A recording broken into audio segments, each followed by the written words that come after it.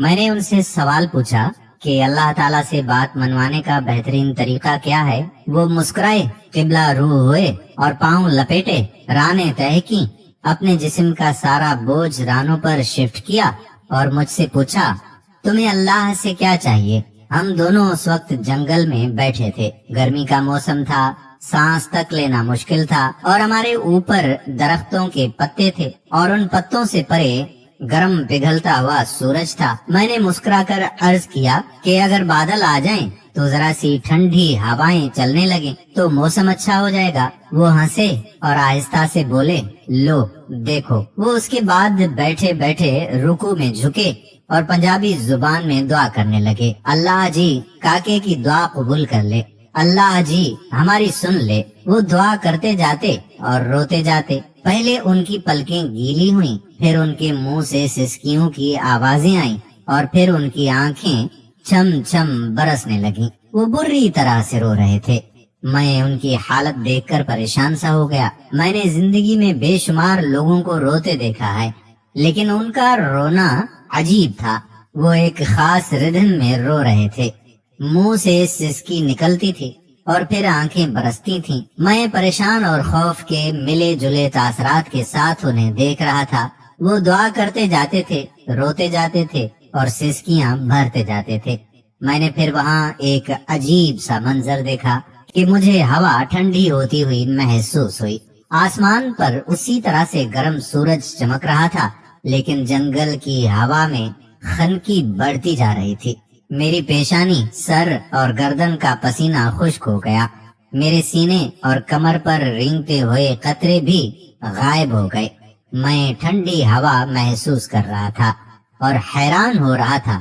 میرے دیکھتے ہی دیکھتے پتیوں نے تالیاں بجانا شروع کر دیں، شاخیں ایک دوسرے کے ساتھ الجھنے لگیں، پودے ہوا کی موسیقی پر ناچنے لگے اور پھر بادل کا ایک ٹکڑا کہیں سے آیا، سورج اور ہمارے سر کے درمیان تن کر ٹھہر گیا۔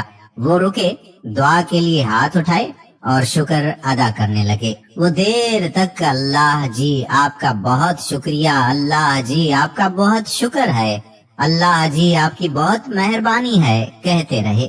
وہ دعا سے فارغ ہوئے، ذرا سا اوپر اٹھے، ٹانگیں سیدھی کی اور منہ میری طرف کر کے بیٹھ گئے۔ ان کی سفید داڑھی آنسوؤں سے تر تھی۔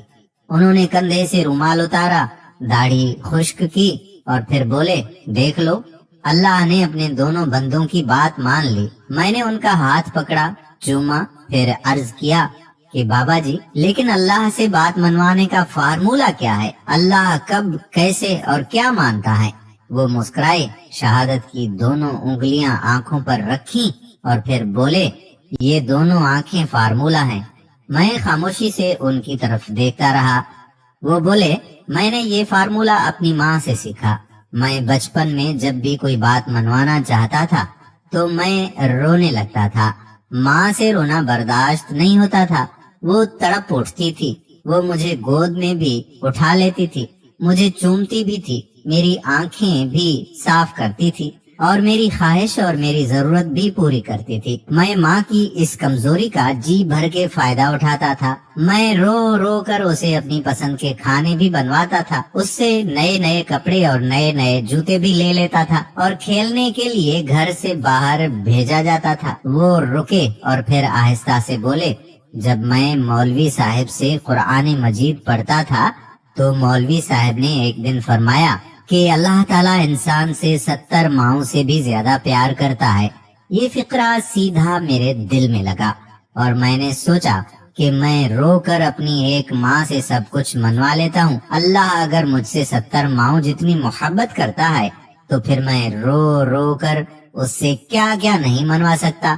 اور وہ بولے بس وہ دن ہے اور آج کا دن ہے، میں روتا ہوں اور پھر میں اللہ کی ذات میں 70 ماؤں کی محبت جگاتا ہوں اور میری ہر جائز خواہش، میری ہر جائز دعا قبول ہو جاتی ہے۔ دوستو ہم امید کرتے ہیں کہ ہماری آج کی ویڈیو آپ کو پسند ضرور آئی ہوگی۔